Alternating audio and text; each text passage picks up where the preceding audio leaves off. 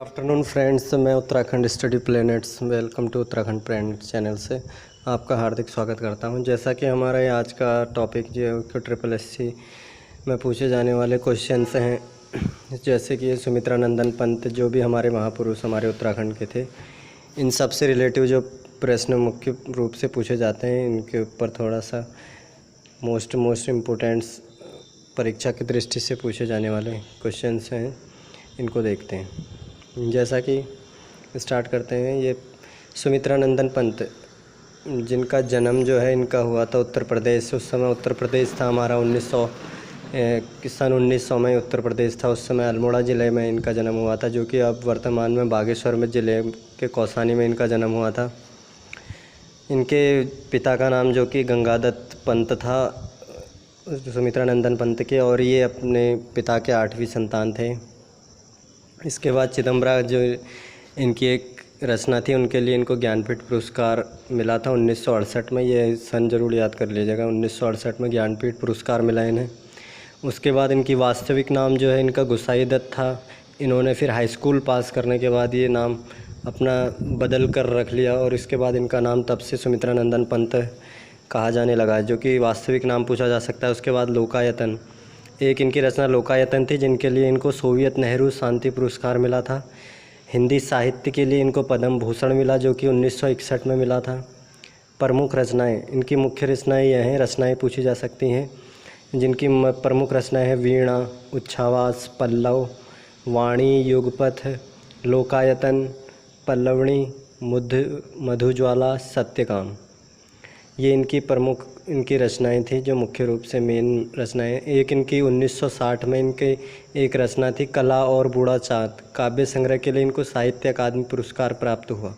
ऐसा पूछा जा सकता है कौन सी रचना के लिए इन्हें साहित्य अकादमी पुरस्कार प्राप्त हुआ और कौन से सन में हुआ? 1960 में, कला और बूढ़ा चाँद के लिए। सुमित्रा नंदन पंत के नाम पर कौसानी में उनका एक पुराना घर है। जो आप अभी कौसानी बागेश्वर में जाएंगे कभी घूमने, तो आप लोग देखेंगे वहाँ की एक इनका पुराना घर था। उसको इन सुमित्रा नंदन पंत विथिका के नाम से एक संग्रहालय बना दिया गया है। उनके वहाँ कपड़े, ज्वेलरी, जो भी उनका पुराना सामान जो यूज करते थे, वहाँ पर एक संग्रहालय, म्यूजियम टाइप का बना दिया है। कभी आप घूमने जाएंगे तो वहाँ देखिएगा, सुमित्रा नंदन पंत विथिका के नाम से है उनका घर। उसमें एक व्यक्तिगत जिनके पर्वों की वस्तुएं, कपड़े आदि, पांडुलिपि, छायाचित्र, पत्र जो उन्होंने कहीं लिखे थे इत्यादि सब वहीं हैं, संग्रह करके रखा गया है। उसके बाद इनकी जो कविता संग्रह है, एक बार ये भी देख लीजिए मुख्य रूप से जो और है, कला और बूढ़ा चाँद, लोकायतन, सत्यकाम, युगवाणी, उत्तरा, ज्योत्सना। ये उत्तरा वाला आप देखेंगे पिछले कोई ये फॉरेस्ट गार्ड और इससे पहले कनिष्ठ सहायक के एग्ज़ाम में भी पूछा गया, युगवाणी, युगांतर आदि, और स्वर्ण किरण, स्वर्ण धूलि। और जो इनका मुख्य रूप से इनकी मृत्यु 28 दिसंबर 1977 को इनकी मृत्यु हो गई थी। इतना ही मोस्ट इम्पोर्टेंट क्वेश्चंस हैं सुमित्रा नंदन पंत से रिलेटेड। इसके बाद आपका आता है ये रस्किन बॉन्ड। रस्किन बॉन्ड आप जानते होंगे, इनके अंग्रेजी भाषा के एक विश्व प्रसिद्ध भारतीय लेखक हैं। इनका जो जन्म हुआ था 19 मई 1935 को रसौली, हिमाचल प्रदेश में एक जगह पड़ती है, वहाँ पर इनका जन्म हुआ था।